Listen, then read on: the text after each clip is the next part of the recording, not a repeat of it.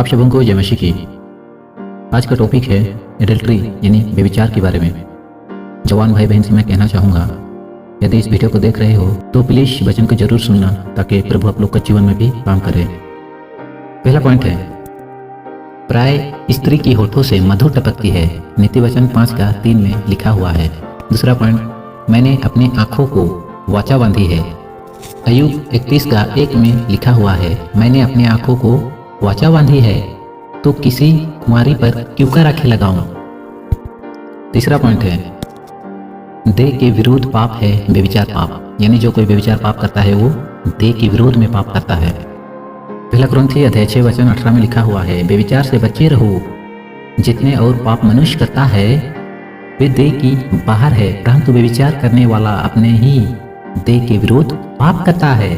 चौथा पॉइंट, तुम्हारा देह पवित्र आत्मा का मंदिर है। पहला कुरिन्थी 6:19 में लिखा हुआ है, तुम्हारा देह पवित्र आत्मा का मंदिर है। यदि जो कोई इसे नष्ट करेगा तो प्रभु इसे नष्ट करेगा। पांचवें पॉइंट, तुम पवित्र अर्थात व्यभिचार से बचे रहो। पहला थिस्सलुनी 4:3, क्योंकि परमेश्वर का इच्छा यह है कि तुम पवित्र बनो। परमेश्वर की इच्छा क्या है?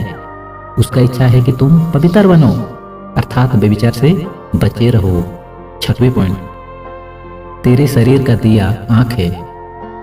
लूका 11:34 में लिखा हुआ है, तेरे शरीर का दिया तेरी आंख है, इसलिए जब तेरी आंख निर्मल है तो तेरा सारा शरीर भी उजाला है। सातवें पॉइंट, व्यभिचार और अशुद्ध काम तुम में ना हो।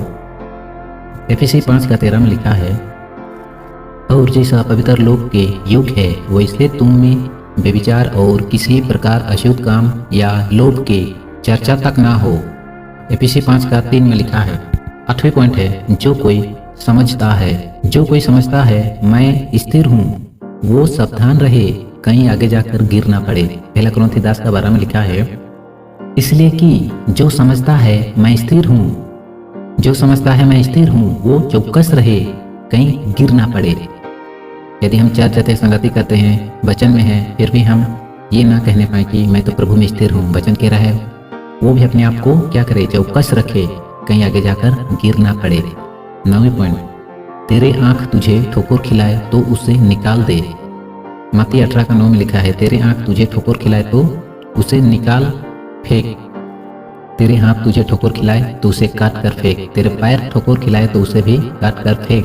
काना होकर स्वर्ग में प्रवेश करना तुम्हारे लिए उचित है, क्योंकि वचन है कह रहा है, काना होकर जीवन में प्रवेश करना तेरे लिए इससे भला है कि 2 आंख रहते हुए तू नरक की आग में डाला जाए।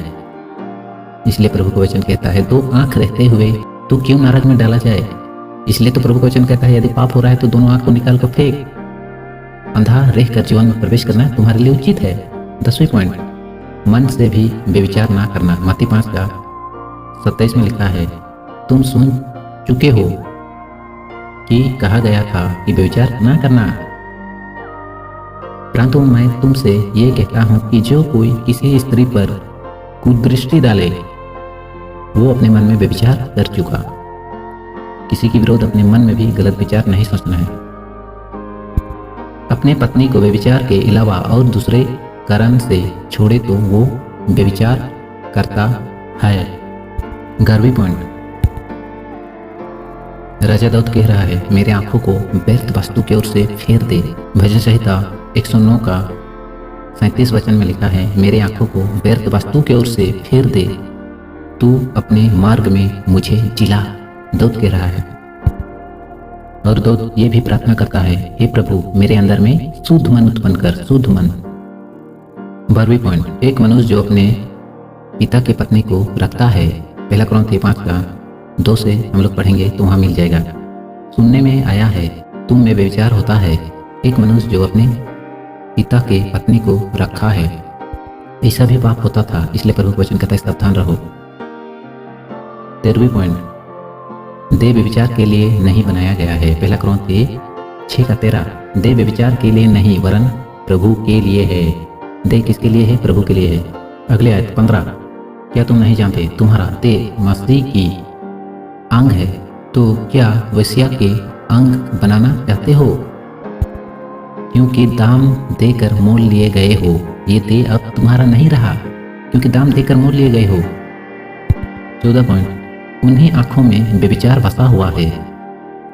एक व्यक्ति से यदि व्यभिचार पाप नहीं छूट रहा है तो वचन बतलाता है उन्हीं आंख में व्यभिचार बसा हुआ है।